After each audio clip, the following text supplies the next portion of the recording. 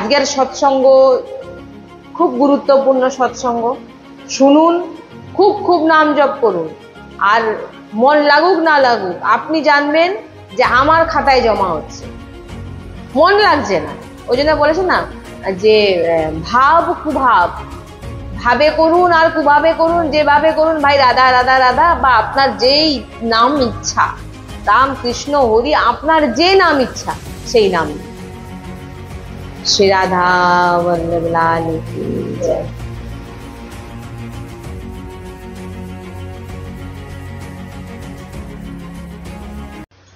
श्री हरिवंश राधा वल्लभ श्री हरिवंश वृन्दावनेश्वरी तवैव पदारे वृन्दं प्रेमामृतैका मकरन्धरसोगपूर्णं हृदर्पितं मधुपते स्मरतापमोग्रं निर्वापयत्पर शीतलमाश्रयामि। रसघनमोहनमूर्तिं विचित्रकेलिमहोत्सव उल्लासितं राधाचरण विलोलिता रुचिराशिखण्ड हरिं वन्दे। श्री राधा वल्लभ लाल की जय। सद्गुरुदेव भगवान की जय। वृंदावन दर्शन धाम की जय। महाप्रभु श्री हरिवंशचंद्र जी महाराज की जय। श्री यमुना रस रानी की जय। समस्त सहचरी वृंद की जय। जय जय श्री राधे श्याम, जय जय श्री राधे श्याम, जय जय श्री राधे श्याम, जय जय श्री हरिवंश, श्री हरिवंश।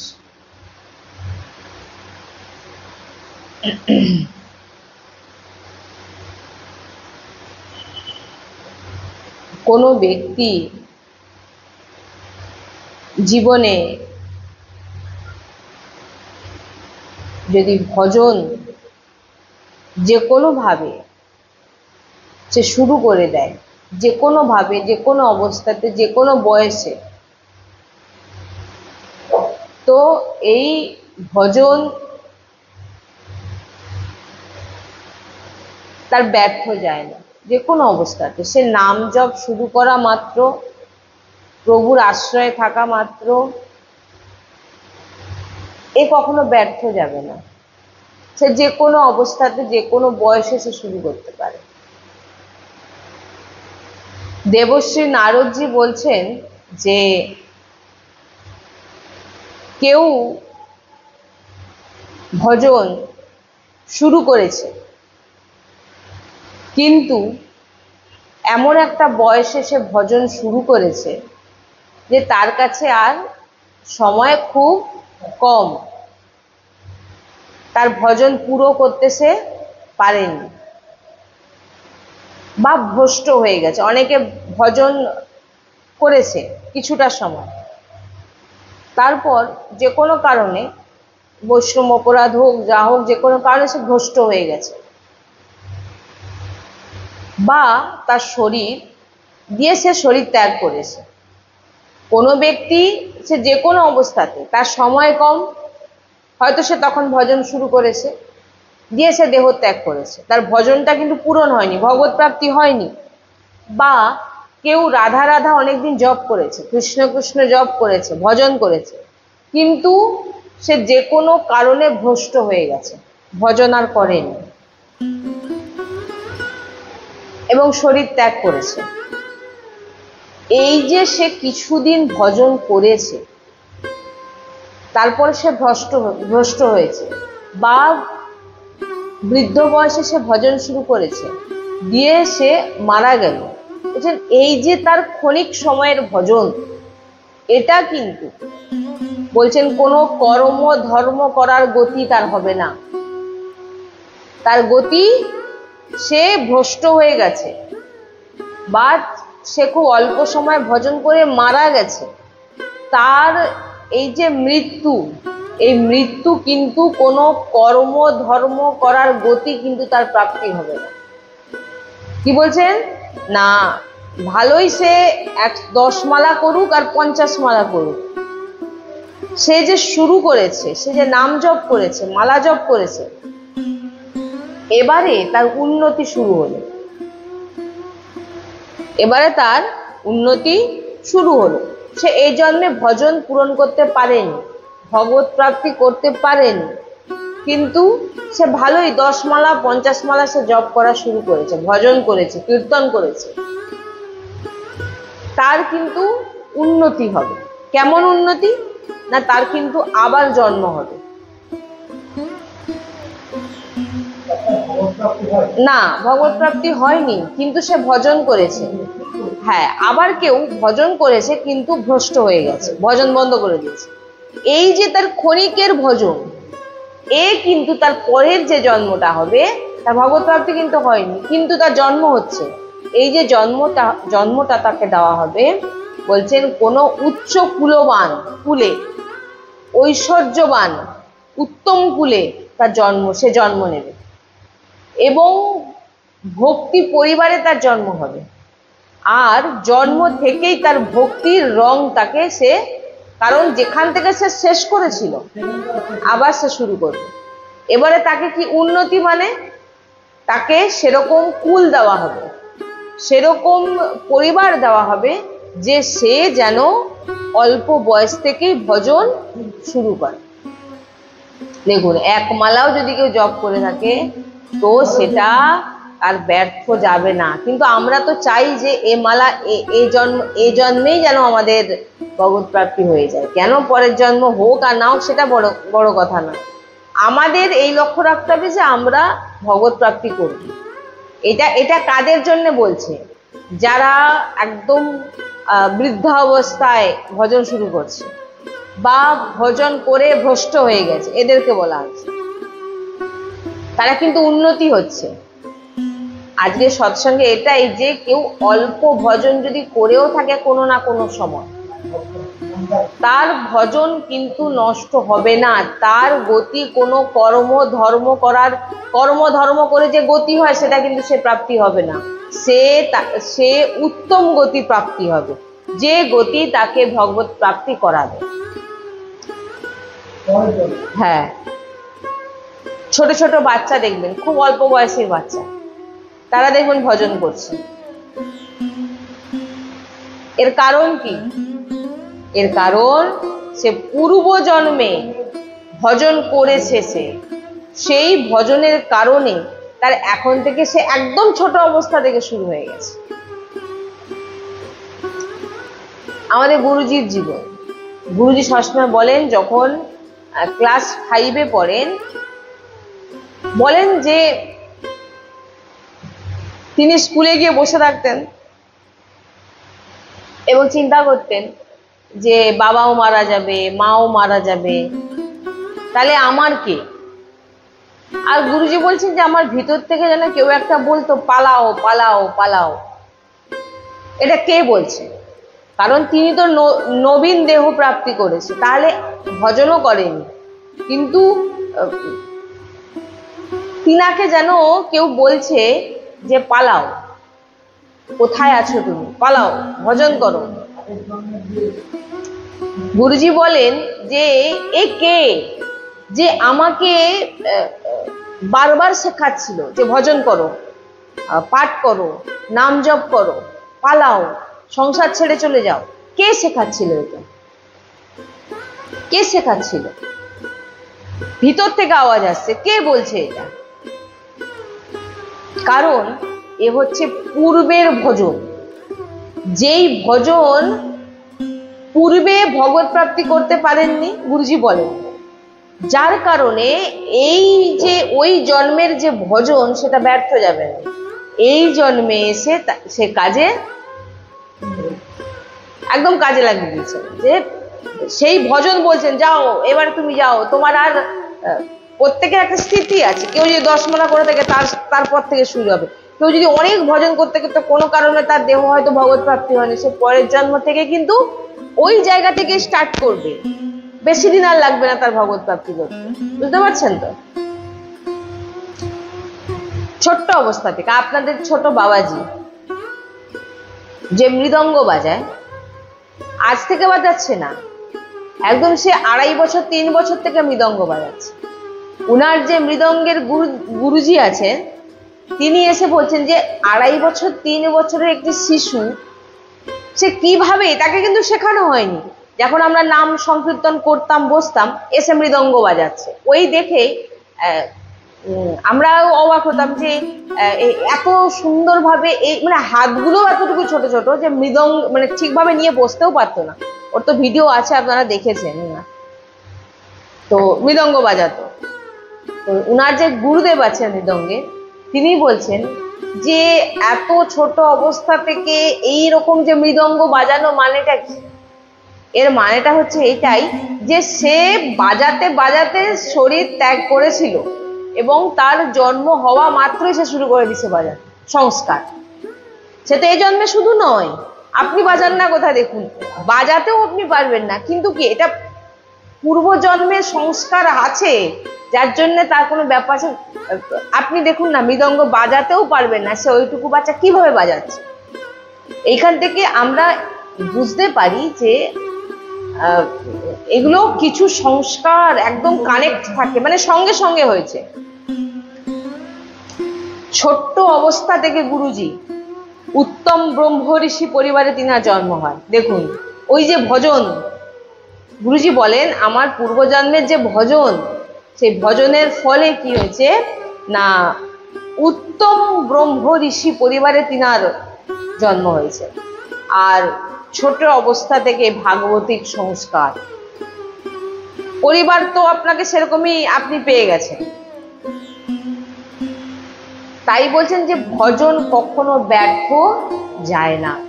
যখন যেভাবে, যখন থেকে আপনার ভিতরে ভগবানের প্রতি ভাবনা এসে গেছে, তখন থেকেই শুরু করে দিন, তখন থেকেই শুরু করে দিন।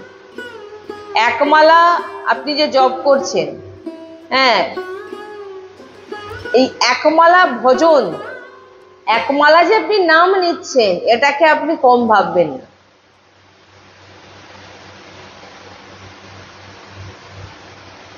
भक्ति बीज पलती नहीं, जो जुग जाए अनंत ऊंच नीच कुल उपजे हो संत को संत। বলছে ওই একমালা জপ আপনার পরের যে জন্মে আপনাকে যে পাল্টি মেরে দেবে কিভাবে, সে আপনি বুঝতেও পারবেন। আপনাকে যে কিভাবে সন্ত বানিয়ে দিতে পারে, সেটা কেউ বুঝতে পারবে। আমার জীবনের কথাও যদি আমি বলি, আমিও কিন্তু কখনো ভাবিনি, আমি সবসময় বলি যে আমি এখানে এসে বসবো, সৎসঙ্গ শোনাবো, রাধারানীর চর্চা শোনাবো। আমি সাধারণ জীবনযাপন, সাধারণ মানুষ, সাধারণ জীবনযাপন করতাম। পূজা পাঠ যেমন সবাই করে আমরাও করতাম। হ্যাঁ, আমরা ছোট থেকে সন্ত আশ্রয়, সন্ত জনের যে কৃপা প্রাপ্তি হয়েছি, এটা আমি আগেও বলেছি, যেটা এখনো প্রাপ্তি হয়ে আছে, কিন্তু এমন কিছু করব কখনো ভাবিনি। হ্যাঁ, এর মানেটা কি? এর মানেটা কি? এর ভিতরে অনেক রহস্য আছে, যে আমরা না চাইতেও কেন হচ্ছে। আমি তো কখনো ভাবিনি এরকম কিছু করব। দেখুন, মানুষের কি একটা চিন্তা ভাবনা থাকে যে আমি বড় হলে আমি এটা হব বা ওটা হব। আমার কোনো ভাবনাই ছিল না যে কখনো রাধা নাম শ্রবণ করাবো, কখনো পুজো পাঠ সবাই করে, সবার মতো আমরাও করতাম। হ্যাঁ, সন্ত কৃপা প্রাপ্তি ছিলাম, সন্তজনের কাছে কোলে বসেছি, তিনাদের আশীর্বাদ প্রাপ্ত হয়েছে, এগুলো ছিল। এর মানেটা হচ্ছে এটাই যে পূর্বের যে ভজন ছিল সেটা একটা সময় কিন্তু সে তার যে প্রভাব, তার যে বললাম না, এখানে বলছে পাল্টি পাল্টি, কখন যে আপনাকে ওলট পালট করে দেবে আপনার জীবনকে, আপনি নিজেও বুঝতে পারবেন না। বৃন্দাবনের একজন সন্তকে আমরা শ্রবণ করছিলাম, তিনি বোম্বেতে তিনার জন্ম হয়েছে। সেখানে জন্ম মানে বুঝতেই পাচ্ছেন, হিরো হওয়ার খুব ইচ্ছে ছিল। তিনি ওপেন সবকিছুই বলছেন যে আমরা পেঁয়াজ রসুন মানে যাবতীয় সবকিছুই আমি খেতাম, পুরো নাস্তিক যাকে বলে। সবসময় আমার লক্ষ্য থাকতো আমি কিভাবে হিরো হব, কিভাবে আমি হিরো হব, বা তো কিভাবে যে আজকে তিনি ছোট্ট একটা রুম, যেখানে একটা মানুষ সোজা হয়ে চিত হয়ে শুতেও পারবে না, সেই জায়গাতে তিনি এখন বৃন্দাবনের, বয়স হয়তো উনার 30 হবে, 30-32 এরকম বয়স হবে, এমন জঙ্গলের মধ্যে তিনি শুয়ে থাকেন, সেখানে ভজন করেন। শুধু তিনার কাছে একটি কম্বল আছে, একটা পাত্র আছে, ভোজনও রান্না করেন না, মাধবগিরিতে যা পান সেটাই পান, হ্যাঁ, আর দুটো গ্রন্থ উনার কাছে আছে, ব্যাস, আর কিছু না। আছে কারেন্ট, না আছে পাখা। এমন একটা ঘরে থাকে যেখানে একটা মানুষ সোজা হয়ে শুতেও পারবে না, আর পুরো চারধারে ভয়ানক জঙ্গল। এবার আপনি একটা জিনিস চিন্তা করুন, যে ব্যক্তি ছোট থেকে আমিষ আহার করেছে, আর মানে তার স্থিতি অন্যরকম ছিল, তাকে কিভাবে ওলট পালট করে দিল তার জীবনটাকে। তিনি নিজেই বলছেন যে আমার পরিবার সব আমিষ আহার করে, আমিও করতাম। বিকম পাস করেছেন উনি, এত শিক্ষিত হয়েও তিনার জীবনটা দেখুন, একদম রোগা, একদম অল্প বয়স ভজন করছেন। কি করে হলো এটা? কেউ শিক্ষা দিয়েছে? কেউ শেখায়ও নি, কেউ বলেও নি। কিন্তু এটা হচ্ছে, উনি নিজেই বলছে, এটা পূর্বের ভজন, এটা হচ্ছে পূর্বের ভজন, যার কারণে তিনি আজকে এমন পরিবারে জন্মেও তিনি কিন্তু সেই ভজনের জায়গা কিন্তু তিনি পৌঁছে গেছেন। যে ভজন করছে, বিষয় ভোগ করছে, পূর্ণরূপে ভজনানন্দী নয়, বলছেন তাদের চান্স দেওয়া হবে। আবার কি বললাম? ভজন করছে, ওই যে বলে না যে ভজন করছি কিন্তু সাংসারিক বিষয় বস্তুর প্রতি আকৃষ্ট, ওদেরকে কিন্তু আবার চান্স দেওয়া হবে। কেন না? আপনার একটা মালাও কিন্তু ব্যর্থ যাবে না। পরের জন্মে যদি আপনি একটা মালা করে থাকেন, আপনাকে কিন্তু তার পরের থেকে মালা করার চান্স আপনাকে দেওয়া হবে। তো তাদের আবার জন্ম হবে, এবং এমন মহাপুরুষের গৃহে তিনাদের জন্ম হবে যে ছোট অবস্থা থেকে কিন্তু তিনা তাদেরকে ভজন করার সব সামন ব্যবস্থা করে দেওয়া হবে। বুঝতে পারছেন এবার ভাগবতিক বিধান? এই ভজন আপনি যদি এক মালাও জপ করে, একবারও আপনি ভাববেন না যে আপনার যে এই জন্মের যত ডিগ্রি আছে না, এসব ডিগ্রি কিন্তু এখানে নষ্ট হয়ে যাবে। কিন্তু কেউ যদি এক মালাও জপ করে থাকে না, আমি তো বলবো এই সৎসঙ্গ প্রত্যেকের শোনা উচিত। আজকের সৎসঙ্গ প্রত্যেকের জানা উচিত যে তারা কি করছে। আবার তার উপরে আপনারা কি নাম নিচ্ছেন? রাধা নাম নিচ্ছেন, যে নাম ভগবান শ্রীকৃষ্ণের স্বয়ং জপ করে। ভাবুন, আমাদের এখানে এসে যে ছোট ছোট বাচ্চারা আসে, এইটুকু ছোট বাচ্চা, তারা এসে রাধা নাম শ্রবণ করছে, রাধা নাম জপ করছে এবং সৎসঙ্গ শুনছে।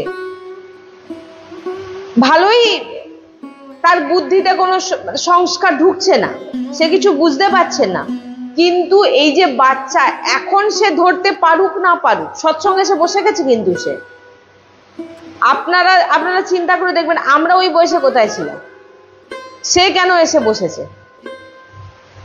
কারণ সে বুঝতে পারুক না পারুক, বলছেন পরিণাম, তার জীবনে বিশাল ভাবে তার পরিণাম প্রকাশ পাবে। এখন সে বুঝতে পারছে না, কিন্তু সৎসঙ্গে এসে বসে আছে, সৎসঙ্গ শুনছে, ভালোই কিছু বুঝতে পারছে না, রাধা রাধা জপ করছে, রাধা রাধা কীর্তন করছে, কিছু বুঝতে পারছে না, তার মধ্যে কোনো সংস্কারও ঢুকছে না, কিন্তু তাকে দেওয়া হচ্ছে এমন পরিবেশ। সব বাচ্চা পারবে? আপনি দেখুন না, সব বাচ্চা থোড়ি এসে না সৎসঙ্গে বসতে পারবে? পারবে? এই যে বাচ্চা সৎসঙ্গে এসে শুনছে, সৎসঙ্গ শুনছে, সৎসঙ্গে বসছে, কিছুই না বুঝতে পারুক, ধামে আসছে, কীর্তন শুনছে, বৃন্দাবনে যাচ্ছে, বলছেন এগুলো সব পূর্বের সংস্কার, পূর্বের ভজন, তার প্রভাবে তার মাতা পিতাও সৎসঙ্গ শুনছে, আর মাতা পিতার সঙ্গে সে বাচ্চা তার পূর্বের ভজনের ফলে সে কিন্তু সেই মাতা পিতা প্রাপ্তি করেছে, এবং সেই মাতা পিতার সঙ্গে সে সৎসঙ্গে এসে উপস্থিত তাকে করিয়ে দেওয়া হয়েছে। এমন বাচ্চা আপনি দেখুন, আরো কত বাচ্চা আছে যারা তার পরিবার, বাবা বোতল নিয়ে বসে আছে, মদ মদিরা পান করছে, বাচ্চার সামনে বাচ্চা দেখছে। ওই বাচ্চা, এই যে সংস্কার, এই যে তার, সে এখন দেখছে আমার বাবা কিছু না কিছু একটা খাচ্ছে, বাচ্চার সামনে মদিরা পান করছে, বাচ্চা কিন্তু দেখছে যে আমার পিতা কিছু না কিছু একটা পান করছে। এরপরে গিয়ে ওই বাচ্চাটা কি হবে, কি সংস্কার পাবে না, সে এক সময় নিজেও কিন্তু ওই জিনিস খাবে, এবং পিতা মাতার উপর সে ধরে, ওই যে বলে না, পিতা মাতাকে ধরে মারছে, দেখে না। তুমি যেমন সংস্কার দিয়েছো, সে বাচ্চা সেই রকমই তৈরি হয়েছে। তুমি যেমন সংস্কার দেবে, বাচ্চা সেই রকম তৈরি হবে। তুমি যদি বসে বোতল দাও, বোতল দেখাও, সে বাচ্চাও তো সেটাই শিখছে, এক। আর দ্বিতীয়, যে সেই বাচ্চার পূর্বের কোনো ভজনের সংস্কার ছিল না বলে সে কিন্তু আজকে ওই পরিবেশের মধ্যে ওকে দেওয়া হয়েছে। কিন্তু ওই বাচ্চা যে আবার পরের জন্মে যে ভজন করবে না, এটাও বলতে পারবে না। এই জন্মেই হয়তো সে আবার ভজন শুরু করবে। ভজন তো কৃপা বলেই হয় না, আপনি যে করছেন, আপনাকে কৃপা, আপনাকে তো টেনে নিয়ে আসা হচ্ছে। আপনি ভজন করবেন এটা না, আপনাকে টেনে ভজন করানো হচ্ছে। আপনার পূর্বের যে ভজন, সে আপনাকে করাচ্ছে। গুরুজি বলছে না, কে যেন আমাকে বলছে যে পালাও, কে বলছে? পূর্বের ভজন, যে তোমার এখনো আর যে যতটুকু বাকি আছে তুমি এগিয়ে নিয়ে চলে যাও। হ্যাঁ, এ হচ্ছে অশুভ যে কর্ম করেছে এমন সঙ্গ প্রাপ্তি হয়। এই যে পিতা মাতা বসে মদ খাচ্ছে, মুদিরা ইত্যাদি সব দেখবেন, এখন তো বেশিরভাগ এগুলো হচ্ছে। হ্যাঁ, বলছেন এগুলো অশুভ কর্ম। অশুভ কর্মের জন্য এমন পরিবার, নাশবান পরিবার প্রাপ্তি হয়, যে পরিবার আপনাকে, সেই শিশু যে বড় হবে যখন, সেও সেই সংস্কারে বড় হবে। এমনও দেখা যায় যে ছোট থেকে ভজন করেনি, এমনও দেখা যায় যে ছোট থেকে সে ভজন করেনি, কিন্তু 30 বছর 35 বছর এমন বয়স থেকে সে সৎসঙ্গ শুনে বা যে কোনো সংযোগে সে ভজন শুরু করে দিয়েছে। কি বললাম? ছোট থেকে সে ভজন করেনি, কিন্তু একটা সময় গিয়ে সে ভজন করে সে সাধু সন্ত ভগবত প্রাপ্তি হয়ে গেছে, সন্ত হয়ে গেছে, ভগবত প্রাপ্তি হয়ে গেছে। এমন কিভাবে সম্ভব? বলছেন যে সংযোগ কখনো হয় না, সংযোগ বানানো হয় আপনার জন্য। এই যে আপনি সৎসঙ্গ পেয়ে গেলেন, হয়তো আপনি ফোনে স্ক্রল করছেন, দেখছেন, দেখতে দেখতে হঠাৎ আপনার সামনে একটা সৎসঙ্গ চলে আসলো। এবার আপনি ওটা টিপতেও পারেন, শুনতেও পারেন, আবার নাও শুনতে পারেন। যে শুনে নিচ্ছে তাকে কিন্তু সংযোগ করিয়ে দেওয়া হচ্ছে, এবং আপনার ভজন আপনাকে প্রেরণা করবে যে এটা তুমি শোনো। এবার আপনি শুনলেন, এবং শোনার পর কি হবে না, আপনার পূর্ব জন্মের যে ভজন ছিল এখন থেকে আবার আপনার শুরু হতে থাকবে। কারণ আপনার 30 বছর পর আপনি যা যা করেছেন সব ওলটপালট হয়ে গেল। কিন্তু আপনি একভাবে বড় হয়েছিলেন, হাফ বয়সে এসে আপনি আরেকভাবে চলছেন, আপনাকে পুরো ওলটপালট। এটা কেন হয়? ছোট থেকে ভজন করছে না, কিন্তু ঠিক 30 বছর বয়স থেকে 35 বছর বয়স থেকে সে ভজন শুরু করছে। এটা কি করে হতে পারে? এখানে বলছেন যে আমরা এটা ভেবে থাকি না, ওই ব্যক্তি মদিরা খাচ্ছে, মাছ মাংস ইত্যাদি খাচ্ছে, এ কখনো ভজন করতে পারবে না। বলছে এটা কোনোদিন ভেবো না। যে মদিরা পান করে, যে আমিষ আহার করে, সে যে পূর্বজন্মে ভজন করেনি এটা কিন্তু তুমি জানো না, তুমি বলতে পারো না। এই জন্য কখনো কোনোদিন বলতে নেই ও তো ভক্ত নয়। তুমি কি জানো যে ওর পূর্বে জন্মের কত ভজন আছে, আর এ জন্মে কখন সে সেই ভজন তার উপর প্রভাব পড়ে যাবে। দিয়ে ওই বলছি তো যে তিনি সন্ত হয়ে যাবে। আমরা ওই জন্য বলছেন কারোকে বিচার তুমি করো না, কারোকে বিচার করো না। এ তো ছোট ভক্ত, ও তো বড় না, তার সংস্কার কিভাবে। আমার কোনো বিচার করার প্রয়োজনই নেই কারোকে। হ্যাঁ, বলছেন যে কোনো কারণে সন্ত বাণী তার কানে দেওয়া হবে। সারা 30 বছর সে সবকিছু করেছে, ভোগ করেছে,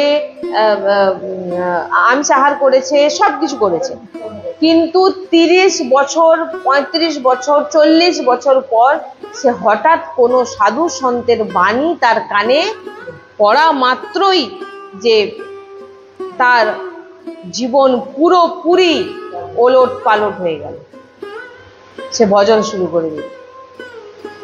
কেন না? ওই যে বললাম না, ফোন সরাচ্ছেন, সরাতে সরাতে হঠাৎ আপনি কোনো সাধু সন্তকে দেখতে পেয়ে গেলেন, দেখে আপনার মনে হলো এটা দেখি শুনি। আপনি যদি না ওটা শোনেন তাহলে আপনার একটা প্রেরণা দেওয়া হবে আপনাকে, এটা দেখি কি আছে, টিপে দিলেন, 2-4টে কথা আপনি শুনে নিলেন, ব্যাস। ওই 2-4টে কথার আপনার ভিতরে যে ভজনটা ঘুমিয়েছিল সেটা জাগ্রত করে দিল। এবার আপনি ওই 3টে যে শব্দ শুনেছেন, ওই 3টে শব্দ আপনার মনে হবে এই 3টে শব্দ আমি পালন করি। কেন পালন? এটা মনে কেন আসলো আপনার? না, আপনার পূর্বের যে ভজন ছিল সেই ভজনের ফলে আপনার এই জন্মে এমন ভাবনা আপনার ভিতরে এসে যায়। তাই কেউ একমালাও যদি জপ করে থাকে, কেউ ভাববেন না যে আপনার নাম নেওয়া মাত্রই আপনার কল্যাণ শুরু হয়ে গেল, কল্যাণ ব্যর্থ যাবে না।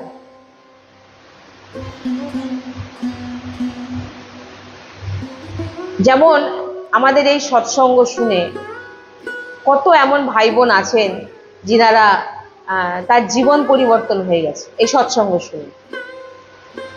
গুরুজিও তিনাদের ধন্যবাদ দেয় যিনারা গুরুজি সৎসঙ্গ শুনে, আর আমিও তিনাদেরকে ধন্যবাদ দিচ্ছি, প্রণাম জানাচ্ছি যে তিনারা সৎসঙ্গ শুনছে। কেন না, আমি তো সৎসঙ্গ করছি, কিন্তু ফোনে যখন কারোর কাছে যাচ্ছে, সে যদি স্ক্রল করে চলে যায়, না দেখে, তাহলে তার কোনো কানেই যাবে না আমি কি সৎসঙ্গ করলাম। আজ সে নিজের ওপর কৃপা করে সে সেই সৎসঙ্গটাকে শুনছে। তাই জন্য গুরুজি বলছে তুমি সৎসঙ্গ শুনছো বলে তোমাকে ধন্যবাদ জানাই। কারণ সৎসঙ্গ তো শুনতে হবে না বসে। আমি আপনাদের এখান থেকে সৎসঙ্গ শোনাচ্ছি, আপনারা কাছে যারা দূরে আছে, বিভিন্ন জিনিস ফোনে আসছে, তার মধ্যে তারা বেছে নিয়েছে সৎসঙ্গ। এটা কি করে বাঁচলো? ফোনে তো বিভিন্ন রকম জিনিস দেখছে না, কিন্তু সে ওই সৎসঙ্গটাকেই বেছে নিল কি করে? কারণ এটা তার পূর্বের ভজন তাকে সৎসঙ্গের সঙ্গে জুড়ে দিল। তাই সবাইকে খুব খুব ধন্যবাদ, প্রণাম যে তিনারা সৎসঙ্গ শুনছেন। যিনারাই সৎসঙ্গ শুনছেন তিনাদের পূর্বজন্মের ভজন ছিল। এখন যে অবস্থায় আপনি থাকুন না কেন, এখন আপনি যে অবস্থায় থাকুন, আপনি যেভাবেই আছেন না কেন, আপনার পূর্বের ভজন ছিল বলেই আপনি এখন ভজন করতে পারছেন। আপনি কথা নিচ্ছেন, আমি এখান দিয়ে সৎসঙ্গ করছি, আপনি সেটা শুনছেন, আপনি সে কথাটা নিচ্ছেন, আপনি সে কথাটা মানছেন, করছে কি? আমি তো বলে দিচ্ছি, কিন্তু আপনারাই তো করছেন না। এটা হচ্ছে কি করে? আপনার ওপর ভগবত কৃপার ফলে আপনি যে ভজন করেছিলেন সেই ভজনের প্রভাব আজকে আপনি সৎসঙ্গ শুনে তাকে ধারণ করছেন। আমাদের প্রত্যেকেরই, পাপী থেকে পাপী ব্যক্তিরও তারও পূর্ণ সে করেছে, সেও পূর্ণ করেছে অনন্ত জন্মে, অনন্ত জন্মে তারও ভজন আছে। এবারে কেউ বিদেশে থাকে, সেখানে সৎসঙ্গ খুব কম, সবকিছু কম, কিন্তু একদম সে ফোনের মাধ্যমে সৎসঙ্গ শুনে হঠাৎই তার ভিতরে এক সন্ত বাণী শুনে হঠাৎই কোনো সন্তের প্রতি তার শ্রদ্ধা জেগে গেল। সন্ত বাণী শুনে বিদেশে থাকে, সেখানে কোনো পরিবেশ নেই, কিন্তু সে ফোনের মাধ্যমে সে যে কোনো সন্ত বাণী শুনে তিনার প্রতি তার শ্রদ্ধা, কারোর প্রতি আশা, শ্রদ্ধা আপনি হুট করে আপনার ভিতরে সবার আসবে না। সে যত বড় পাঠক হোক আর যত বড় বক্তা হোক আর যত বড় হোক না কেন, মা বাবার কাছে সে কিন্তু সবসময় শিশু থাকে, তার ঘর পরিবারের কাছে প্রেম করবে। শ্রদ্ধা জিনিসটা আলাদা। কি কথাটা বললাম? শ্রদ্ধা মানে হচ্ছে আলাদা জিনিস। বিশ্বাস সবার উপরে করা যায়, মানে যাদের উপরে আপনি, আপনার যে চুল কাটছে, কানের পাশ থেকে কাঁচি চালাচ্ছে, আপনি তাকে বিশ্বাস করছেন। দাড়ি কাটছে, এখানে ব্লেডও চালিয়ে দিতে পারে, হ্যাঁ, আপনি বিশ্বাস করছেন যে না, সে আমার ঠিকভাবেই সবকিছু করবে। আপনি গাড়িতে বসে যাচ্ছেন, বাসে বসে যাচ্ছেন, ট্রেনে বসে যাচ্ছেন, ওখানে ঘুমিয়ে যাচ্ছেন, আপনার কোনো হোশই নেই, আপনি জানেন আমি ঠিক যে আমার যেখানে পৌঁছানোর আমি ঠিক পৌঁছে যাব সুরক্ষিতভাবে। বিশ্বাস সবার উপর করা যায়, কিন্তু শ্রদ্ধা, যাকে দেখলে আপনি দাঁড়িয়ে পড়বেন, আপনি বসে থাকতেই পারবেন না, যাকে দেখলে আপনার মাথা উঠবে না, এই শ্রদ্ধা খুব দুর্লভ। এই শ্রদ্ধা খুব কম জনের ভিতরে আসে। কোনো সাধু সন্তকে দেখলে মাথা নিচু, ভিতর থেকে আসে এটা, যাকে দেখলে আমার হাত স্বতঃ উঠে যাচ্ছে। সাধারণত আপনি দেখতে পাবেন পরিবারের মধ্যে, আপনি এরকম অনেক বড় বড় আমি পাঠকের মুখে শুনেছি যে শ্রদ্ধা, আপনার পাঠ তো শুনবে কিন্তু সে শ্রদ্ধা নেই। কি বললাম? বলছে তো, এই তো বলেই, এরকম তো সবাই বলে। শ্রদ্ধা আলাদা জিনিস। বলছেন যে কোনো সন্তের প্রতি আপনার শ্রদ্ধা জেগে গেল, বলছেন যে হঠাৎই আপনি সন্তবাণী শুনলেন, আপনার ভিতরে সন্তের প্রতি শ্রদ্ধা জেগে গেল। বলছেন এই যে শ্রদ্ধাটা আপনার জাগলো সন্তের প্রতি, এই শ্রদ্ধা কোথাও না কোথাও আপনার ভিতরে কিন্তু ছিল। আপনি সাধারণ ব্যক্তি নয়, আপনি ভগবানের অংশ, আপনি ভজন করেছেন, আপনি ভগবানের একেবারে ছায়া, আপনি ভগবানের অংশ, আপনিও ভজন করেছেন, আপনার মধ্যে সমস্ত কিছু সামর্থ্য আছে, কিন্তু সেটা ঘুমিয়ে পড়েছে। যখনই আপনার মধ্যে শ্রদ্ধা আছে, কিন্তু যখনই আপনি সন্ত বাণী শুনলেন, ওই শ্রদ্ধা কি হলো? জেগে গেল।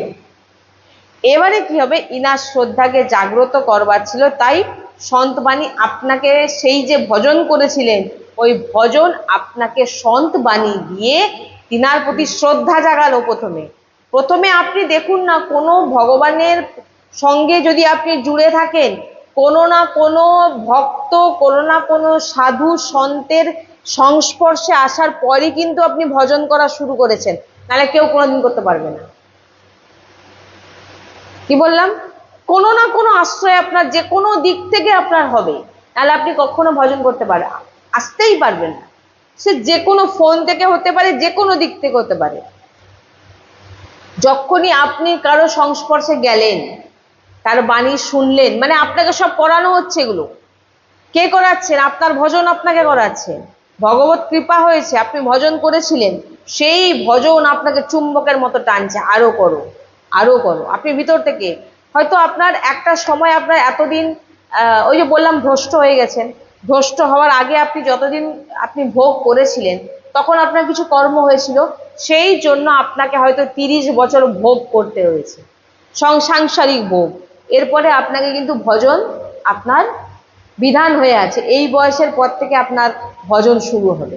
এসব বহুত গভীর বিষয়, মানে এগুলো মানে যখন আমরা সব অধ্যয়ন করি, শুনি, তাই কানে যখনই আপনার বচন চলে গেল, কোনো সাধু সন্তের শ্রীমুখের বাণী, আপনার ভিতরের যে শ্রদ্ধা, আপনার ভিতরের যে ভজন জাগ্রত হয়ে গেল।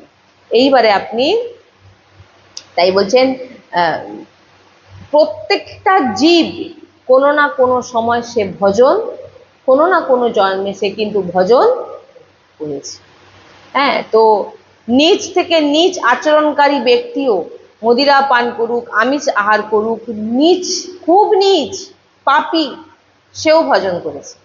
আর ওই ভজনের ফলে সে যে কখন সন্ত হয়ে যাবে, সেটা কিন্তু আমরা কেউ, এই জন্যে সবসময় আমি এখান থেকে বলে থাকি যে কারোকে বিচার করার অধিকার তোমাকে ভগবান দেয়নি।